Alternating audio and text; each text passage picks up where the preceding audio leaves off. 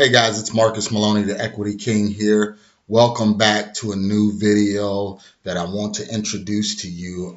Today, I want to talk about the assignment of real estate purchase contract.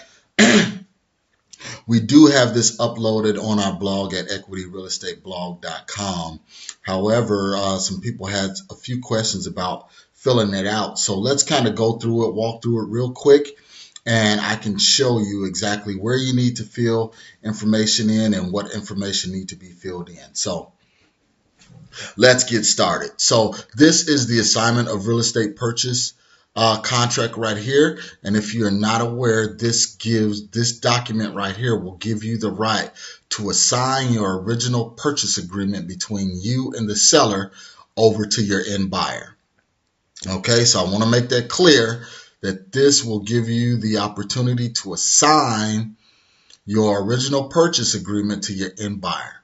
Now, let me give you a brief disclaimer. I'm not an attorney, and this is not legal advice. However, I've had this document reviewed by attorneys in the state of Arizona and Illinois, and it's working wonderfully for me and my team. So let's go through it line by line real quick.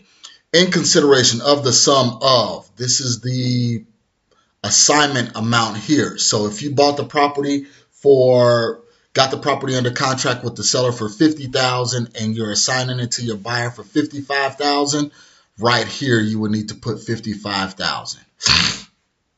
Along with earnest money as defined below and other good and valuable consideration and the mutual benefit to be delivered by all parties to this agreement, the undersigned assignor, which is you, the wholesaler, does hereby assign unto assignee, which is your end buyer, all rights, interests, suits, claims, and titles to the contract of sale dated. This is the date signed by you and the seller by and between purchaser, which is you, the wholesaler, and seller, which is your seller. This contract concerning such property known as, you put the property address right here. I also like to go a step further and put the property identification number, PIN number, which is associated with your county tax assessor. Provided, however, no warranties of any kind whatsoever are made incident to this assignment, and the new buyer accepts all rights, obligations, and responsibilities of purchase contract executed by, and that's you, the wholesaler.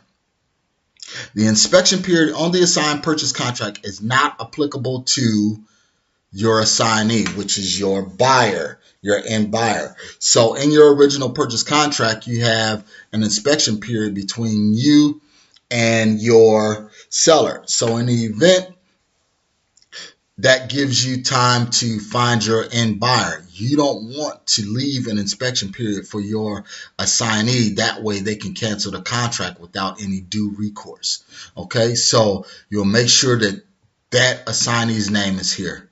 Disbursement of assignment fees shall be as follows. So as we stated, the assignment agreement the contract is for $50,000 with your original seller, but you're wholesaling it to your end buyer for $55,000. So your disbursement of assignment fees is here of $5,000. The difference between the contract with your assignment buyer and your seller. Okay, upon close of escrow and paid through title, breakdown to be as follow. If it's just you, then the whole $5,000 will go here. Say if you co-wholesaled it and someone else brought you the buyer and you guys say, hey, we're going to split it 50-50, then it'll be $2,500 here for you, and then another bullet point will be $2,500 for your co-wholesaler. And then if you are a realtor such as I am, if you have any realtor fees, to pay your brokerage, that will go there as well. That way the title company will know what checks to cut and who to cut those checks to and how much. Okay. In addition to the assignment agreement, assignee herein agrees to deposit earnest money of whatever amount that you tell your end buyer you want for your earnest money deposit. We normally do anywhere from $2,500 to $3,500. That way that end buyer has skin in the game. And then So earnest money deposit of, let's say, $2,500 into escrow, which becomes non-refundable. Very, very key, non-refundable. So once they sign this and submit that earnest money, that money is gone. Okay, unless that the original seller cannot produce clear title. Okay, so which will become non-refundable at the close of business, and then we give them a date, which is normally 24 hours, as long as the seller, your seller's name, can produce clear title. Earnest money to be deposited within 24 hours of executed assignment. Otherwise, this assignment will no longer be valid.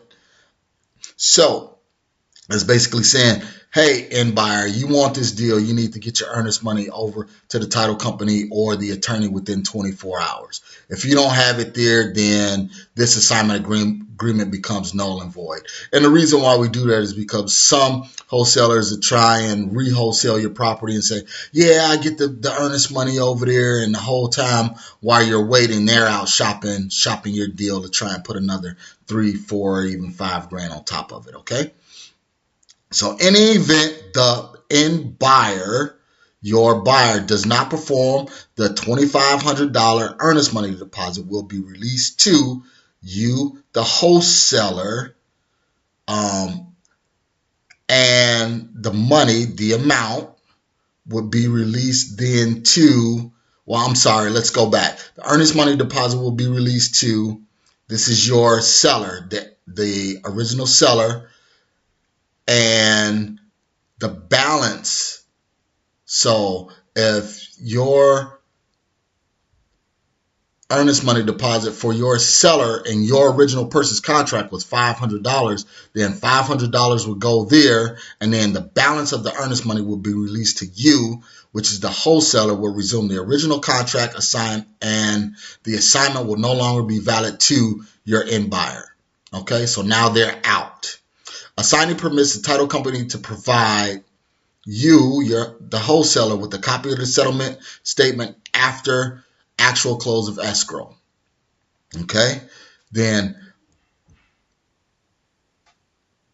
your earnest money, the wholesaler earnest money of, hypothetically, we said $500 to be refunded upon deposit of your buyer's, the assignee's earnest money. So if you have $500 in the game in this contract for your earnest money to the seller, then you will be refunded that money right back once your assignee, your end buyer, deposits his earnest money of $2,500. So this is how you can lock up a property with no money, no skin in the game, okay?